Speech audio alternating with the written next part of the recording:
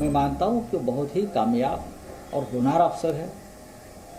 Investigation करने में वो बहुत ही होशियार अधिकारी है। लगातार महाराष्ट्र की सरकार और शिवसेना के नेता वाजे के प्रवक्ता के रूप में पेश आ रहे हैं।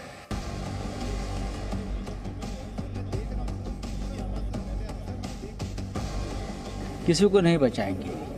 अगर कोई भी हो, अगर अपराधी था तो हम लोग भी उसको पकड़ लेते, हमारे पुलिस पकड़ ले। अभी तो बहुत कम चीज़ें बाहर आई है और ये तो अभी एक ही एंगल इसका बाहर आया है कि इसमें कौन कौन लोग लिप्त है, इसके पीछे की मंशा क्या है।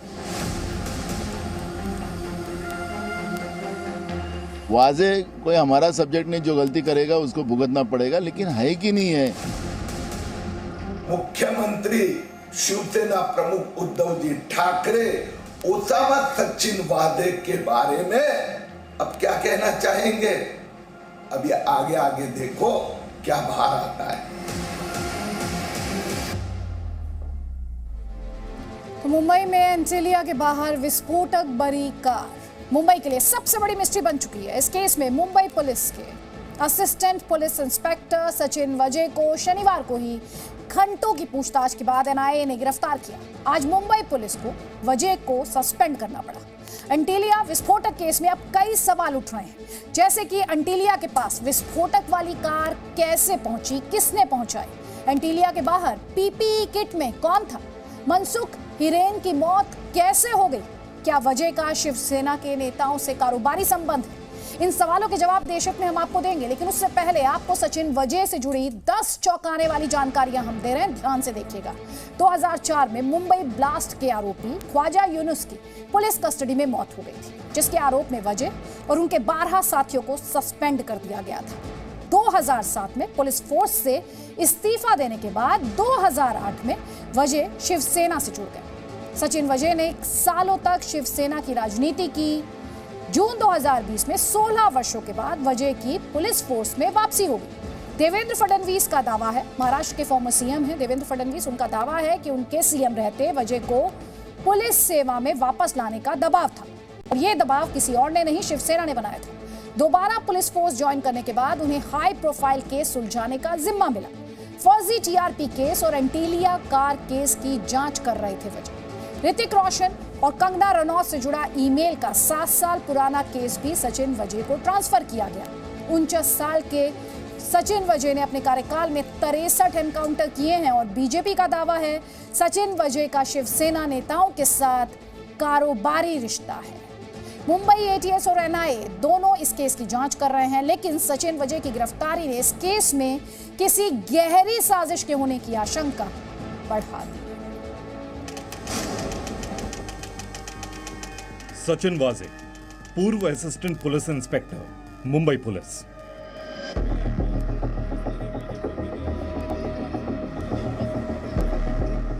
महाराष्ट्र पुलिस में पूर्व असिस्टेंट पुलिस इंस्पेक्टर सचिन वाजे का नाम पिछले कुछ दिनों से सुर्खियों में है।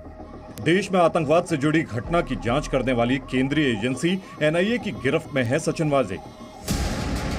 सचिन वाजे महाराष्ट्र में एनकाउंटर स्पेशलिस्ट के नाम से भी मशहूर रहे हैं। सचिन वाजे के इर्द गिर्द इन दिनों यही सवाल घूम रहे हैं, जिनका जवाब हर कोई जानना चाहता है।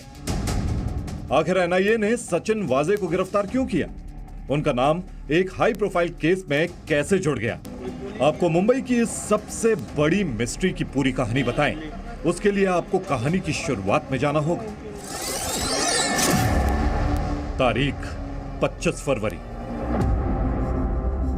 25 फरवरी को मुंबई के पैडर में उद्योगपति मुकेश अंबानी के घर एंटिलिया के बाहर जिलेटिन की छड़ों से भरी एक स्कॉर्पियो कार मिली थी।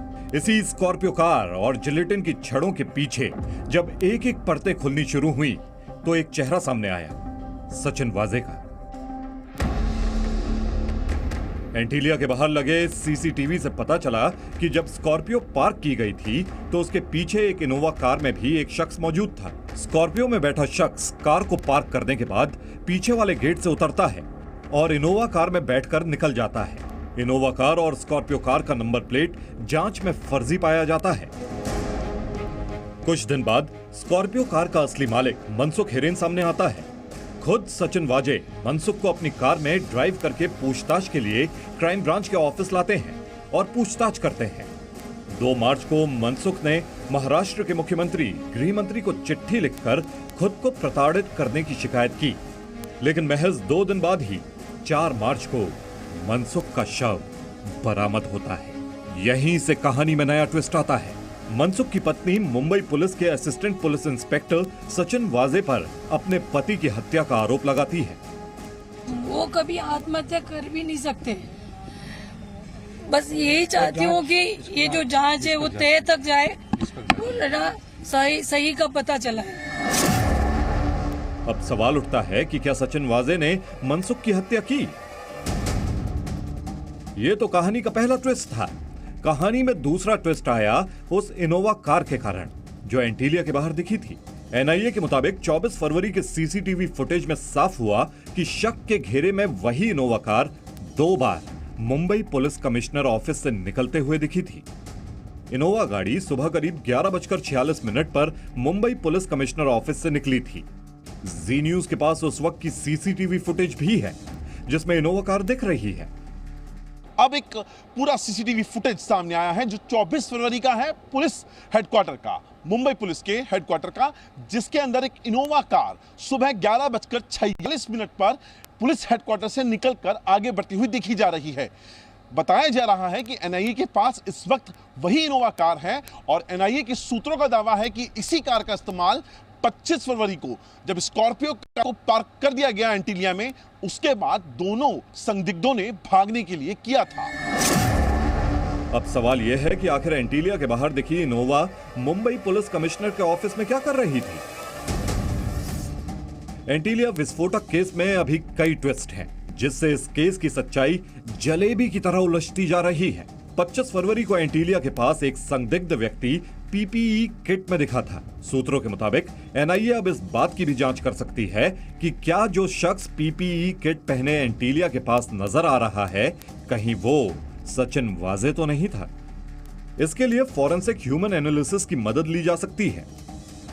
बेसिकली ये टेक्निक में जो सीसीटीवी फुटेज मिलता है जिसमें एक व्यक्ति चल रहा है, तो उसको हम नोन फुटेज से कंपेयर करते हैं, या जो सस्पेक्ट अरेस्ट हुआ है उसका वीडियो लेके ये दोनों का कंपैरिजन करते हैं। फिलहाल सचिन वाजे 25 मार्च तक एनआईए की हिरासत में हैं। पहले उन्हें क्राइम ब्रांच से हटाया गया और 4 दिन बाद ही अब सचिन वाजे को मुंबई पुलिस से भी सस्पेंड कर दिया गया है। आगे बताएंगे कि कैसे एक असिस्टेंट पुलिस इंस्पेक्टर 16 साल बाद नौकरी में बहाल किया जाता है और उसे मुंबई के हाई प्रोफाइल केसेस की जांच की जिम्मेदारी मिल जाती है। मुंबई से अंकुर त्यागी के साथ ब्यूरो रिपोर्ट, जी मीडिया।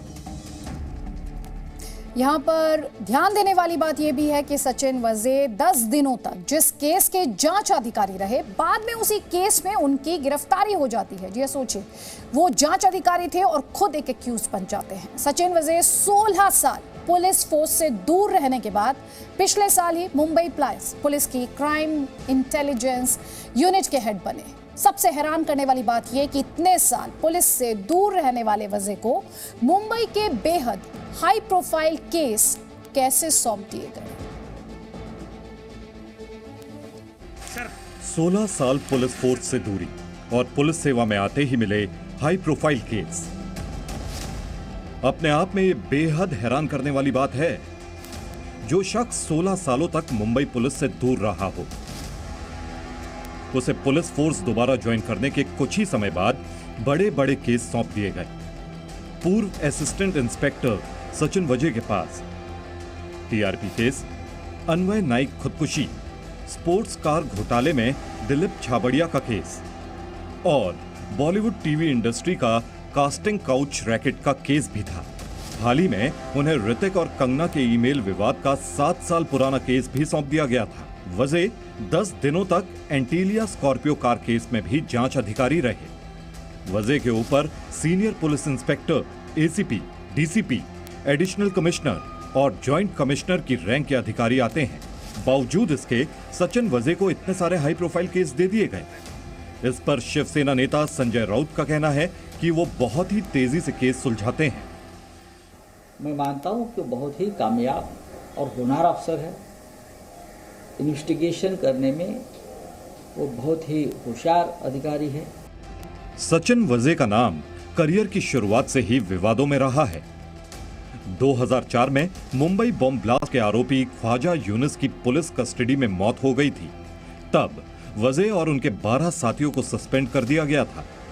2007 में सचिन वजे ने पुलिस फोर्स से इस्तीफा दे दिया था और 2008 में वजे ने शिवसेना ज्वाइन कर ली थी। अब बीजेपी शिवसेना से पूछ रही है कि आखिर सचिन वजे का गॉडफादर कौन है।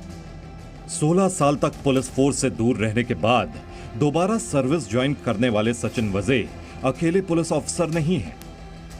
इससे पहले एनकाउंटर स्पेशलिस्ट दया नायक भी विवादों में रहे हैं।